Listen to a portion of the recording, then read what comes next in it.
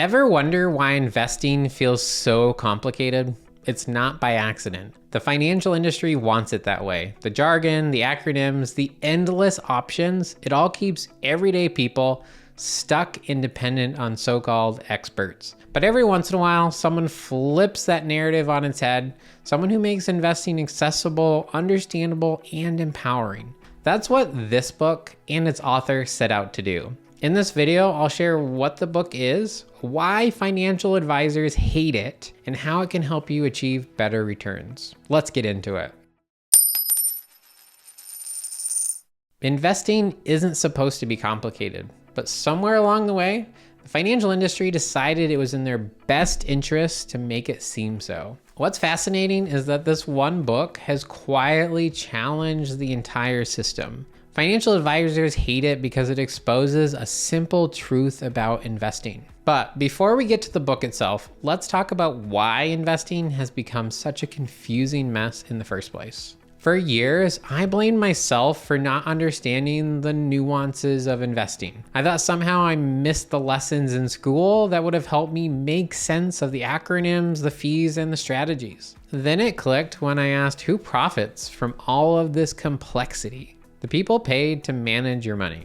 If you've ever felt overwhelmed by investing advice, it's not your fault. The financial world has built an entire language designed to make you feel like you need them. The acronyms, the endless account types, the charts that look like rocket science. When something feels confusing, you're more likely to hand it off to someone and just pay for it. I feel this way about car maintenance. Some things I can handle myself, but others become way too complicated or time consuming, so I pay someone to do it. That's how the finance industry makes its money. Not by helping you simplify, but by convincing you that you can't do it alone. Complexity sells. It's really that simple. When someone says, "Don't worry, I'll handle it for you," it sounds comforting, but that comfort often comes with a hefty price tag. Sometimes 1% or more of your investment portfolio every single year. Now that may not seem like much, but here's another way to think about that 1% fee. Experts agree that retirees can safely withdraw about 4 to 5% of their portfolio each year with a very high chance of never running out. So if you're withdrawing 5% and paying someone 1% to manage your investments, you're effectively paying them 20% of your annual expenses in retirement. If you plan to spend $100,000 each year, for example, it's like paying someone $20,000 annually to manage your investments. Why is it that we feel comfortable paying investment advisors a percentage of our assets, but no one else? How would you respond if your landscaper or house cleaner charged you a percentage of your home value? That just sounds so strange. You would think that paying a premium would help you achieve better results as well. But in reality, the odds are that you'll do worse than if you simply put your money in a broad market index fund and skipped the fee. This is one of the many concepts that The Simple Path to Wealth by J.L. Collins brings to light. But before we get into that, I have to start at the beginning. The first concept in this book is the simplicity of index funds. And the beauty of this book is its simplicity. I'm not sure I've ever read another book whose title so perfectly matches its content. J.L. Collins originally wrote these ideas as letters to his daughter. He wanted her to understand how money really works, not in the complicated way the financial industry explains it, but in a way that's clear, empowering, and human. And that's exactly what makes this book different. Collins takes all of that noise, fear, and confusion around investing and distills it into a message so clear that anyone, even someone with zero investing background, can follow it confidently.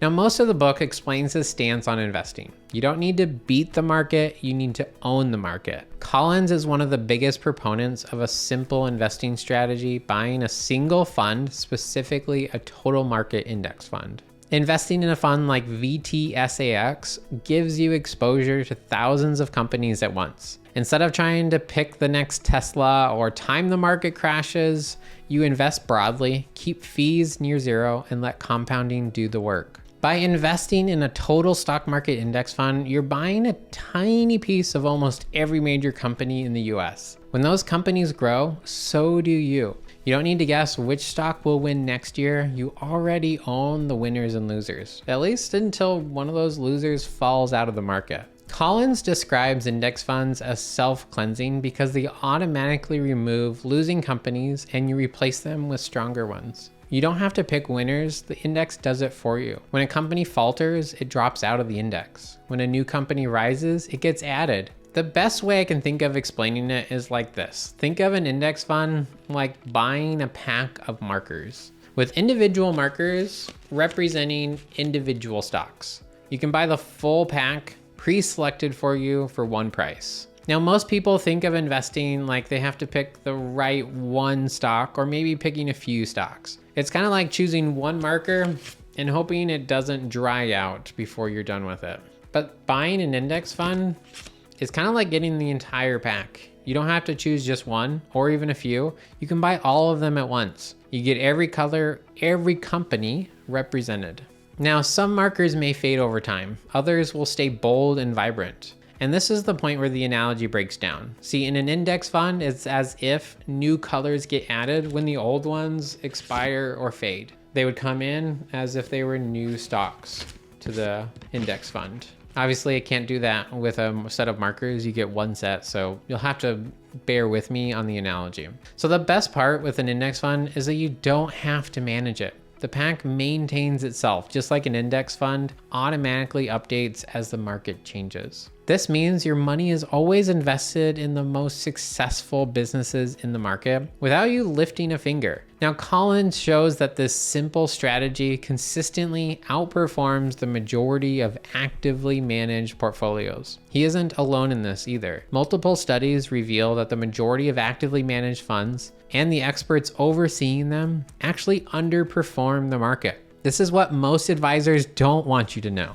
The investing strategy outlined in The Simple Path to Wealth is the ultimate set it and forget it approach, one that rewards patience, not prediction. This is known as a buy and hold strategy. You buy investments for the long term and ignore the short-term fluctuations. This investing strategy outperforms others largely because investors are more likely to stick with it. That's where the simplicity really matters. The biggest risk to your portfolio isn't the next market crash, it's your reaction to it. Collins reminds readers that markets are volatile by nature. They've always been that way. Crashes, bear markets, and recessions will happen, but they're all temporary. And if you panic and sell when the prices drop, you lock in those losses. If you stay the course, history shows the market always recovers and reaches new highs. When you accept that downturns are inevitable, you're far less likely to panic and lock in those losses. Now, The Simple Path to Wealth offers a really clear roadmap, not just for getting started with investing, but for building real wealth. Collins gives everyday people like you and me a practical guide to financial independence and the freedom that comes with it. And now you can begin to see why financial advisors or those who are paid to manage other people's investments hate this book. If everyone followed Collins's advice, investment advisors would be out of a job. This book makes their job, or at least their traditional business model, seem unnecessary. When you can manage your own investments using a single index fund, there's no reason to pay someone thousands or even tens of thousands of dollars a year to do it for you. In his chapter on why I don't like investment advisors, Collins says this: unfortunately, most advisors don't get better results. Investing only seems complex because the financial industry goes to great lengths to make it seem complex. But as you now already understand, not only are simple index investments easier, they are more effective. Advisors are expensive at best and will rob you at worst. For advisors who've built their income on complexity, that's a very dangerous message. But for everyday investors like you and me, it's empowering. It means you can stop worrying about understanding all of that internal lingo and picking the individual stocks and start trusting the market to build the wealth for you. Simplifying your investment strategy can do wonders to free up your time and help you focus on living your best life. This is one of the reasons I've come to appreciate this book, and is one of the first books I recommend to anyone pursuing financial independence. But it's not the only book that I recommend. In fact, we just released a video on the 5 books that should be on everyone's list in this video up here. The Simple Path to Wealth is one of those 5 books, but there are 4 others that will transform your wealth building journey. Click here to watch this video next. As always, thanks so much for watching and enjoy the journey.